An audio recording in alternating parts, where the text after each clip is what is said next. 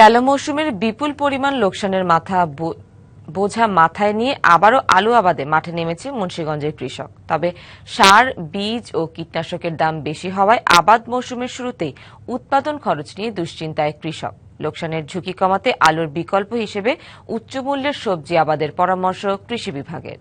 দেশে আলু উৎপাদনের শীর্ষ জেলা হিসেবে খ্যাত মুন্সিগঞ্জ, বিস্তীর্ণ জমিতে এখন চলছে আলু আবাদের প্রস্তুতি। ভোর থেকে বিকেল পর্যন্ত জমি প্রস্তুতে ব্যস্ত সময় পার করছে এখানকার কৃষক। চাহিদার তুলনায় অতিরিক্ত উৎপাদন করে প্রতি বছরই আলু নিয়ে বিপাকে পড়ে এই অঞ্চলের কৃষক। আলু ফলাইছি পুঁজিবারটা ব্যাগ শেষ, অনে আর ফিরা নতুন করে দাঁড়ানা করে দেখি আল্লাহ কি করে। 300 টাকা দিয়ে আমরা 400 টাকা 380 টাকা এমন আলু বেচছি। আমরা এবার কৃষক শেষ, কিছুই নাই কৃষকের। গেল মৌসুমে আলু আবাদ করে উৎপাদন খরচ ওঠেনি, এরপরও নতুন করে মৌসুমকে ঘিরে ফের স্বপ্ন বুনছেন তারা।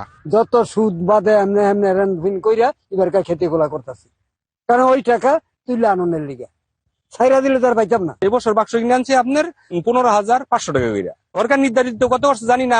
যদিও মৌসুমের শুরুতে বাজারে সারের অপ্রতুলতা ও দাম নিয়ে রয়েছে বিস্তর অভিযোগ। সার লিয়ে ই করে 1000 টালি আনলে 100 টালি দোকানদাররা বয়ে থাকে, আর 900 টালি নিয়ে লুকাইতে দেখো সার নাই। কলস্টনের ভাড়া 300 টাকা, 100 টাকা ওরা বস্তা বেচেছে। 1 কেজি আলুর দাম পড়তেছে মাত্র 2.5 টাকা।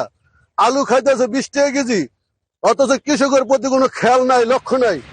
লোকসানের ঝুঁকি কমাতে আলুর বিকল্প হিসেবে উচ্চ মূল্যের সবজি আবাদের পরামর্শ কৃষি বিভাগের। সারা দেশব্যাপী আলুর উৎপাদন বেশি হওয়ার কারণে আমাদের যে ডোমেস্টিক কনজাম্পশন ডিমান্ড সেটা হলো যে 90 লক্ষ মেট্রিক টন, কিন্তু সারা দেশব্যাপী আলু উৎপাদন ছিল 1,35 লক্ষ metric ton.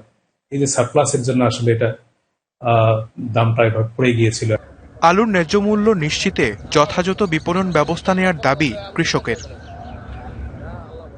DBC news desk.